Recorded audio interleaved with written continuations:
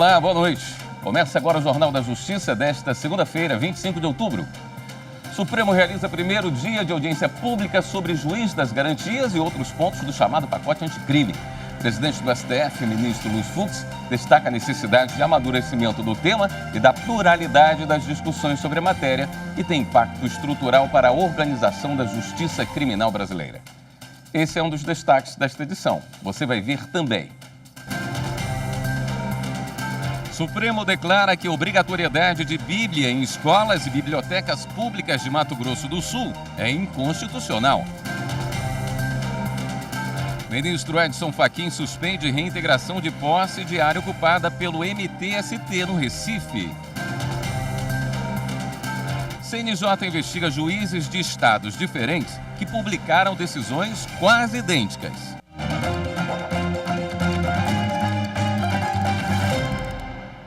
Os ministros do Supremo julgaram inconstitucional uma lei do Estado de Mato Grosso do Sul que torna obrigatória a manutenção, mediante custeio pelos cofres públicos, de ao menos um exemplar da Bíblia Sagrada nas unidades escolares e nas bibliotecas públicas estaduais. No julgamento no plenário virtual, por unanimidade, os ministros entenderam que os princípios constitucionais da liberdade religiosa e da laicidade do Estado vetam tratamento discriminatório ou favorecimento injustificado de determinada religião. A Procuradoria-Geral da República, autora da ação, alega que a norma é inconstitucional porque fere o Estado laico, já que a lei de Mato Grosso do Sul tornava obrigatória a manutenção de exemplares da Bíblia Sagrada nas unidades escolares da rede estadual de ensino e nos acervos das bibliotecas públicas do Estado, às custas dos cofres públicos. A relatora ministra Rosa Weber, do Supremo Tribunal Federal, destacou que a liberdade religiosa é direito fundamental protegido de forma ampla na Constituição Federal de 1988, mas também afirmou que o Estado não pode ser ou estar vinculado a qualquer religião, pois a tônica da liberdade religiosa é o tratamento isonômico e igualitário entre os cidadãos, independentemente da fé por eles professada ou não. O entendimento da relatora foi seguido por todos os outros ministros da Corte e a norma foi considerada inconstitucional. Também no plenário virtual, o Supremo derrubou o orçamento impositivo previsto na Constituição de Santa Catarina. A norma de 2014 era questionada na Corte pelo governo do Estado, pois obrigava o Poder Executivo a executar as prioridades do orçamento estabelecidas em audiências públicas regionais. Para a relatora do processo, ministra Carmen Lúcia, apesar da finalidade democrática da participação do cidadão na formulação do orçamento, a regra catarinense estabelece gastos obrigatórios em contrariedade ao previsto originalmente na Constituição Federal. O voto da relatora foi seguido por unanimidade. E em Pernambuco, o Ministério Público Federal e o Ministério Público de Contas do Estado apontaram que há inconstitucionalidade no uso de verbas do Fundeb para o pagamento de aposentados e pensionistas. Uma norma editada neste ano pelo Tribunal de Contas de Pernambuco permite o uso desses recursos e já foi contestada em recomendação do MP no mês passado. De acordo com o Ministério Público Federal e o Ministério Público de Contas, a resolução do Tribunal de Contas do Estado contraria o exigido pela emenda constitucional e por decisões do Supremo Tribunal Federal, que vedam o uso dos recursos do Fundeb para o pagamento de aposentados e pensionistas da educação. Na resolução, a Corte de Contas fixou prazo de 3 anos para que o Estado de Pernambuco exclua do limite mínimo constitucional de 25% de gastos destinados à educação a parcela referente ao pagamento de despesas previdenciárias a partir do exercício de 2021, sem previsão constitucional para tanto. Os procuradores da República argumentam que o Tribunal de Contas do Estado de Pernambuco usurpou a competência da União para legislar sobre diretrizes e bases da educação, ofendendo, consequentemente, o princípio do Pacto Federativo. E está suspensa a reintegração de posse de uma área no bairro de Boa Viagem, no Recife, ocupada por cerca de 200 famílias do Movimento dos Trabalhadores Sem Teto. A decisão do ministro Edson Fachin atendeu a pedido da Defensoria Pública do Estado de Pernambuco. Segundo Fachin, a desocupação não foi precedida de medidas para a condução das famílias a abrigos públicos ou a outra forma de moradia adequada, como prevê decisão do Supremo, que restringiu as desocupações coletivas durante a pandemia da Covid-19. O Superior Tribunal de Justiça decidiu que a Justiça Eleitoral deve julgar ação sobre empréstimo de 12 milhões de reais ao Banco Chain, investigado na Lava Jato.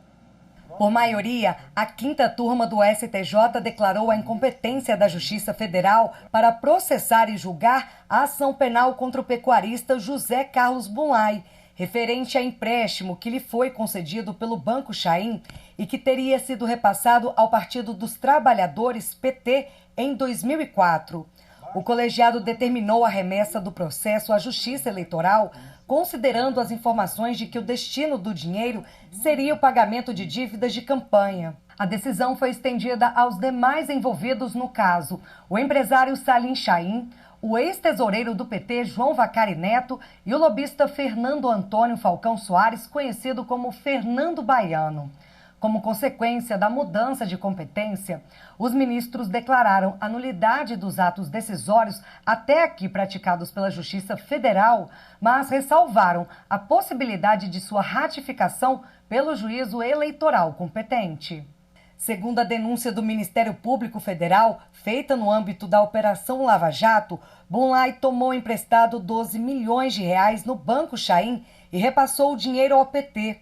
A investigação apontou que o valor não foi quitado, pois o Grupo Chain teria perdoado a dívida em troca de um contrato com a Petrobras para a operação de um navio-sonda em 2009. O autor do voto que prevaleceu no julgamento, o ministro Ribeiro Dantas, compreendeu que, no caso, deve-se aplicar a solução do inquérito 4.435, no qual o Supremo Tribunal Federal estabeleceu a competência da Justiça Eleitoral para julgar os crimes eleitorais e os comuns que lhe forem conexos.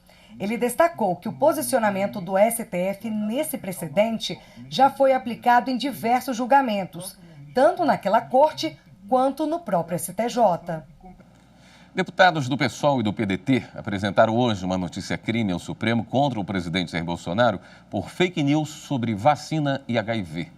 Eles pedem que o presidente seja investigado por declarar em live na última quinta-feira que a vacinação contra a Covid-19 faria as pessoas desenvolverem muito mais rápido AIDS. A gravação foi excluída ontem pelo Facebook. O relator do pedido dos parlamentares no Supremo é o ministro Luiz Roberto Barroso. E veja a seguir, depois de 6 meses de paralisação, o Tribunal Regional do Trabalho da 10ª Região determina retorno imediato de metroviários do Distrito Federal. Depois no intervalo.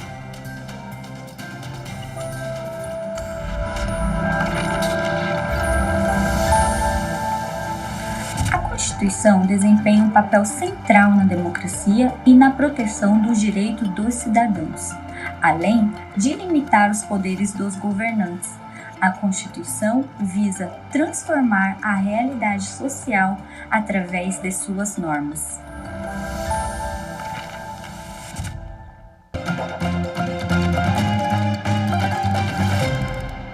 Depois de 6 meses de paralisação, o Tribunal Regional do Trabalho da 10ª Região determinou o fim da greve dos metroviários do Distrito Federal, com retorno imediato ao trabalho.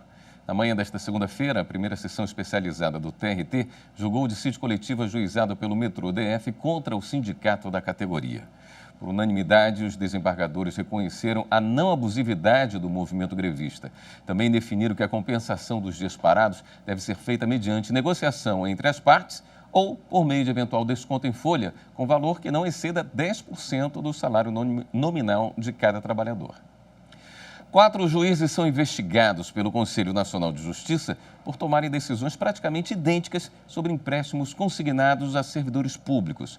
A suspeita é de uma ciranda do consignado. Os juízes são da Bahia, Goiás, Amazonas e Alagoas. O Conselho Nacional de Justiça vai apurar por que eles concederam liminares com textos quase idênticos. Os magistrados determinaram a suspensão da cobrança de empréstimos consignados de servidores públicos. Segundo a Corregedora Nacional de Justiça, ministra Maria Tereza de Assis Moura, no caso, há o que se chama ciranda do consignado. Uma pessoa endividada toma empréstimo com cláusula de consignação em folha de pagamento, obtém uma decisão judicial que não tem nenhum fundamento relacionado com aquele contrato de empréstimo consignado e obtém uma liberação em folha de pagamento. E, por isso, libera a margem consignável, toma um novo empréstimo e busca judicialmente nova liberação. E esse ciclo certamente agrava o superendividamento e quebra a confiança no sistema. Advogados de defesa dos juízes afirmaram que as liminares estavam de acordo com os pedidos da causa e com a jurisprudência sobre o assunto. Eles ainda alegaram que os textos foram escritos por assessores com informações pesquisadas na internet.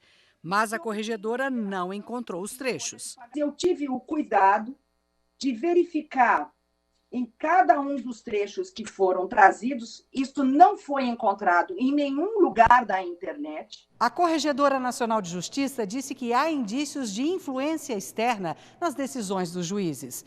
Como os 4 magistrados são suspeitos da mesma prática, o CNJ juntou os casos em um só processo administrativo disciplinar. Os primeiros acordos mediados pelo Núcleo de Mediação e Conciliação do Conselho Nacional de Justiça foram homologados pelo plenário do CNJ. Os acordos foram fechados a partir de 2 pedidos de providências. Um que tratava da instituição de estrutura para o depoimento especial de crianças e adolescentes no Tribunal de Justiça do Piauí e o outro sobre o avanço da digitalização de processos no Tribunal de Justiça de Pernambuco. O NUMEC, Núcleo de Mediação e Conciliação do CNJ, criado este ano como mais uma frente do Conselho para incentivar as soluções consensuais de conflitos, foi o responsável por facilitar o diálogo entre as partes. A juíza auxiliar da presidência do CNJ, Trícia Navarro, destacou que, por ser um órgão da presidência do CNJ, o NUMEC tem atuação neutra e ampla abrangência em relação aos assuntos que podem ser analisados. Conselheiros podem encaminhar processos de sua relatoria ao núcleo a qualquer momento. Havendo acordo, os termos são homologados pelo plenário do CNJ. Em caso negativo, a matéria volta para o conselheiro relator. E o Conselho Nacional de Justiça recomendou que, diante de um caso de violência doméstica, os juízes priorizem a apreensão e a suspensão do porte de armas de fogo que estiverem em poder do agressor. Para o CNJ, a medida é fundamental no combate à violência de gênero. A recomendação, aprovada pelo plenário do Conselho Nacional de Justiça, segue a orientação da Lei Maria da Penha e foi pensada por um grupo de trabalho do CNJ, criado para elaborar ações de combate à violência doméstica e familiar contra a mulher. A medida trata da necessidade de apreensão imediata da arma do agressor, ainda que para isso seja necessária a busca domiciliar ou pessoal. Segundo o CNJ, não são raras as vezes em que as vítimas de violência doméstica declaram às autoridades que o agressor possui arma de fogo e munição sem registro e sem regulamentação. Ainda de acordo com o Conselho Nacional de Justiça, esse é um crime tipificado pela legislação penal, que também deve ser coibido. Outra recomendação aprovada em plenário também busca garantir os direitos humanos da mulher e da família envolvidas em situação de violência doméstica. No ato normativo, o CNJ recomenda aos magistrados que, ao deferirem medidas protetivas de urgência, encaminhem a decisão aos órgãos de apoio do município para o necessário acompanhamento e suporte à vítima e ao agressor. O Tribunal Superior Eleitoral lançou nesta segunda-feira uma ferramenta para auxiliar nos trabalhos de inspeção e de correção dos TREs e das zonas eleitorais. Na abertura do encontro com os corregedores regionais eleitorais, o ministro Luiz Felipe Solomão fez um breve resumo dos trabalhos realizados enquanto ele esteve à frente da Corregedoria Geral da Justiça Eleitoral. O portal de boas práticas da Corregedoria e o selo, que também é uma iniciativa bastante interessante. Também houve uma revitalização do nosso site. Também nós tivemos um cuidado específico com as coincidências de dados biométricos. Nos chamou a atenção de início. Realizamos um trabalho específica e continuamos a realizar. Em seguida, o ministro Salomão assinou os documentos de implantação do novo sistema de inspeções e correções da Justiça Eleitoral, o 5.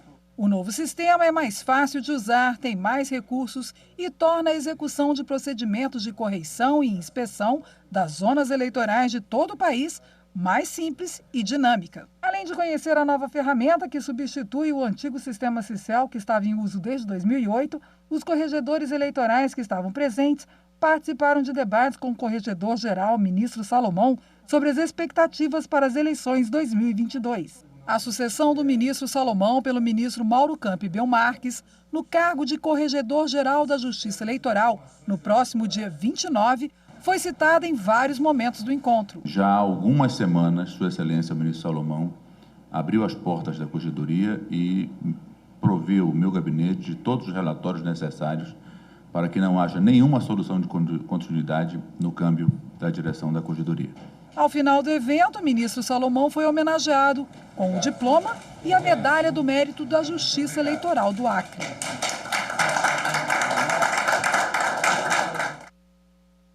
O Pleno do Tribunal Superior do Trabalho escolheu nesta segunda-feira, em votação secreta, os nomes dos desembargadores que vão compor a lista tríplice para o preenchimento de vaga de ministro destinada à magistratura de carreira. Os nomes escolhidos foram da desembargadora Morgana Richa, do TRT da 9ª Região, no Paraná, e dos desembargadores Sérgio Pinto Martins, do TRT da 2ª Região, em São Paulo, e Paulo Regis Machado Botelho, do TRT da 7ª Região, no Ceará. A vaga é decorrente do falecimento do ministro Valmir Oliveira da Costa. A lista com os 3 nomes segue para apreciação do presidente da República, a quem caberá escolher um deles. Na mesma sessão, o Pleno elegeu os nomes da desembargadora Jane Granzotto, do TRT da 2ª Região, em São Paulo, e do juiz Roberto da Silva Fragari Filho, para compor o Conselho Nacional de Justiça no biênio 2021-2023, nas vagas destinadas a magistrados de 2º e 1º graus da Justiça do Trabalho. As indicações devem ser aprovadas pelo plenário do Senado Federal, após sabatina pela Comissão de Constituição e Justiça. No próximo bloco, o primeiro dia da audiência pública sobre o juiz das garantias. Voltamos já.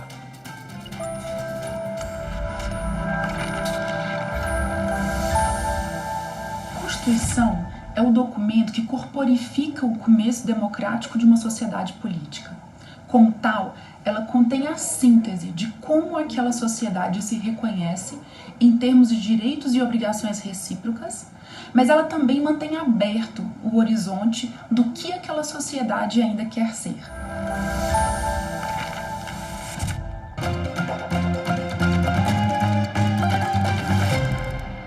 Terminou há pouco o primeiro dia da audiência pública promovida pelo Supremo Tribunal Federal para discutir a implementação do chamado Juiz das Garantias e outros pontos do pacote anticrime.